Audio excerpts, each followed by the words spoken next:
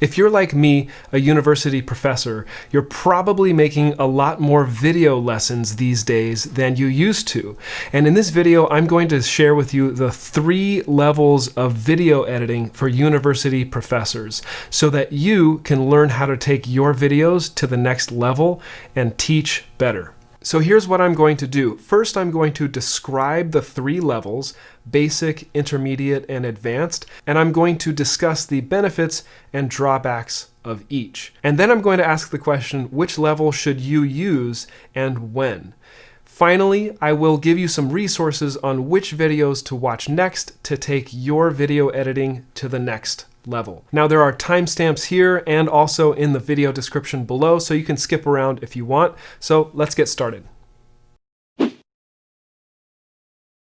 Level 1 is pretty straightforward. It's the basic level. This is where most people start when they make their first video lesson. And in this level, you simply set up a camera, push record, give your lecture, and then push stop. And then you basically don't do any editing. You just take that video file and you deliver it to your students. That's it. That's the basic level.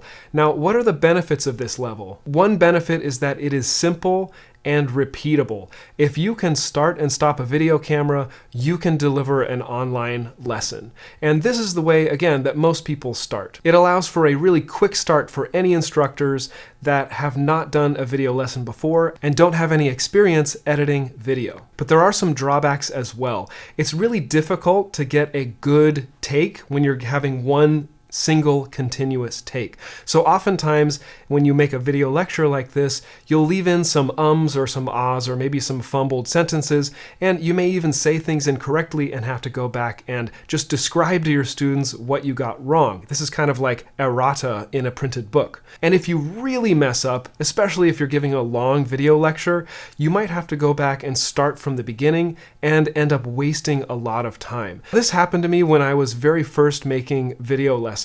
I was teaching a course on history of jazz, and I was giving quite a long lecture. I don't do that anymore. I give short chunks of lectures these days, but I was giving about a 45-minute lecture, and I got 30 minutes into this lecture in a single take and made a huge mistake. And you guessed it, I had to go back to the beginning, start over, and just do the whole thing again. I think that one lesson took me 3 or 4 hours to make in the end, and it's because I didn't have some simple skills to edit my video once I've made them. And that's when I realized I had to get to level 2. Okay, so level 2 is intermediate, and in this level, you're making basic edits. So the first type of basic edit is you're trimming the beginning and the end of the video. You're taking out all of those moments where you're setting up the camera, you're pushing start, and you're moving into the frame. But you're also making simple cuts within the video. Anytime you need to take out an error, or if you misspeak and need to go back and repeat what you just said, you can do multiple takes in a continuous stream and then edit out the mistakes after you've made the video. And that's about enough for an intermediate video editing approach at the instructor level.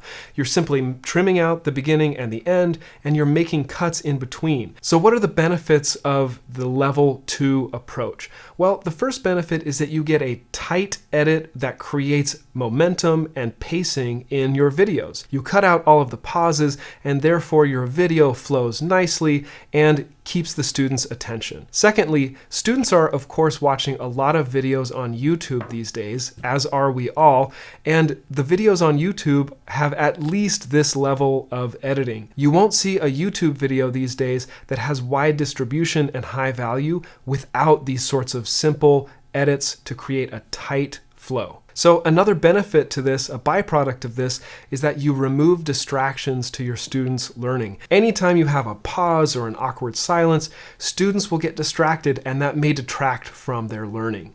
A final benefit of this is that students will notice that you have put in the extra effort in your video, and they will appreciate you for that.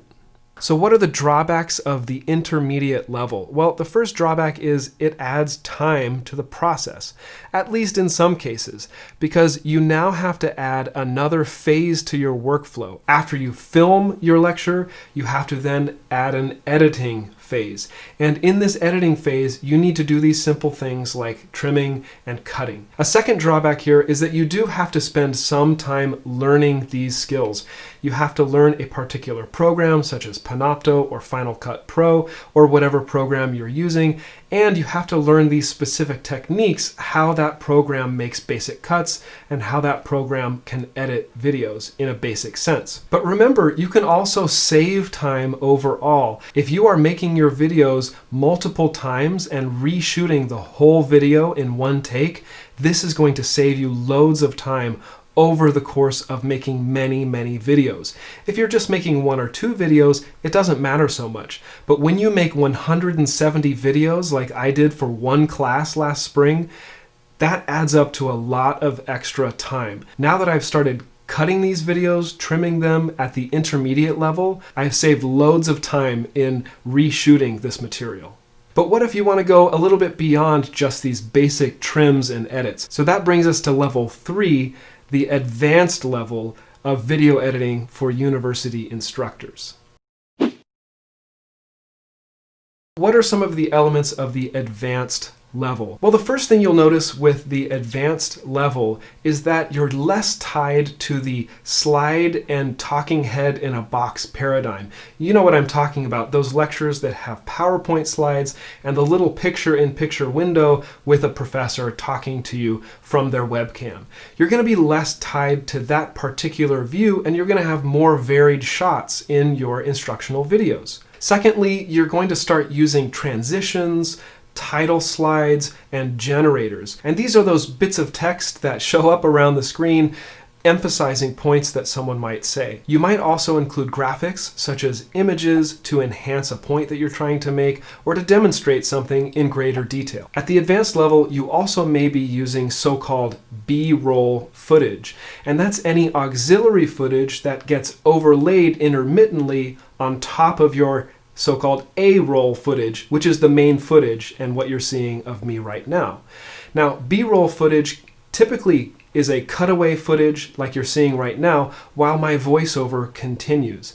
And so B-roll footage can be interspersed throughout a video to make it more interesting or to make a particular point. For example, if you want to show footage of a location or of a particular skill or activity, you can overlay that onto your film. Now, of course, there are many more advanced techniques that you might use, but the advanced level is anyone who uses this expanded toolbox to better teach through the video format. So what are the advantages of using this advanced level of video editing?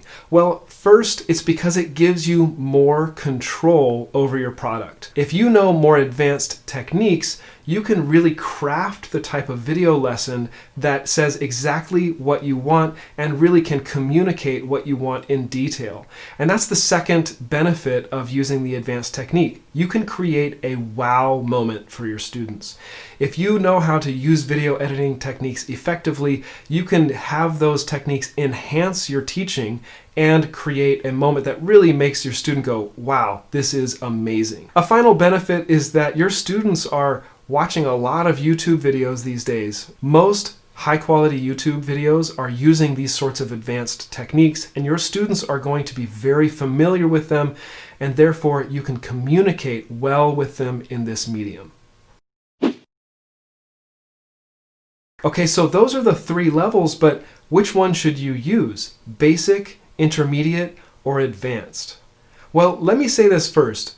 No amount of video editing can make a bad lesson good, okay? Video editing can only enhance an already good lesson. So the first job is to make sure that your lesson, your teaching is good and it's effective and it's memorable. And with that said, let me recommend the following. I would say about 90% of your video lessons or lectures should be in the intermediate level. You should be trimming the beginning and the end and making some cuts in between so that you can get a really tight lesson that will keep your students' attention. I would say about 90% of my video lessons use this intermediate level. Now, there are some times that you might want to use the basic level, and this is for things like video announcements or assignment instructions, things that are just one-off sort of communications to my students. These are typically not communications that I carry over from class to class, like I do with my typical video lessons. But what about the advanced level? Are there any times that you would want to use that level of editing? Well, yes. I've already said you wouldn't want to use that on every single video. Most instructors, if you're like me, you don't have time to have that level of editing on every single video. So you should choose wisely where exactly you want to apply this approach. I like to use this approach for special video projects. Things like the course trailer that will help a student decide to take your course. This is a great time to use these extra elements. You might also use these for special assignments such as case studies or controversial discussion topics. You might even use this for videos that explain core concepts in your course or teach your students how to do discipline-specific core skills. So I guess the ultimate answer to which one should you use is it depends. I recommend that most of the time for your video lessons you use the intermediate level and then you use the basic and advanced levels as needed. So how do you get to the next level? Well, if you're at level 1, this basic level, you should consider trying to learn some basic editing skills to get you to that intermediate level. One way to do that would be to watch the video that I've made teaching you how to make the basic cuts, the trims, and the internal edits on a video using some common software. That video will be linked down below in the description. And if you want to go from the intermediate to the advanced level, you can again just do what I did and watch a whole bunch of YouTube videos to learn specific skills as you need them. Just find YouTube videos that describe how to use whatever advanced editing software that you choose. I use Final Cut Pro, but Adobe Premiere Pro is another common choice. But to be honest, almost all of the skills that I use now at the advanced level, I learned from watching one single Skillshare course by this guy called Ali Abdaal, who's a doctor and YouTuber from the UK. Basically, you can just watch this single course and know pretty much everything you need to know to do advanced editing in Final Cut Pro. I will say Skillshare is a paid service, but you can just sign up for a free trial, watch the video, and then cancel if you want. Or you can keep it, whatever. It's up to you if you think it's valuable. But there are ways for you to figure out how to get to that advanced level, and then you can just start acquiring skills as you go and build up your toolbox to create better videos for your students. So those are the 3 levels of video editing for university professors, from a basic start-stop method to making simple trims and edits to adding graphics and more advanced techniques.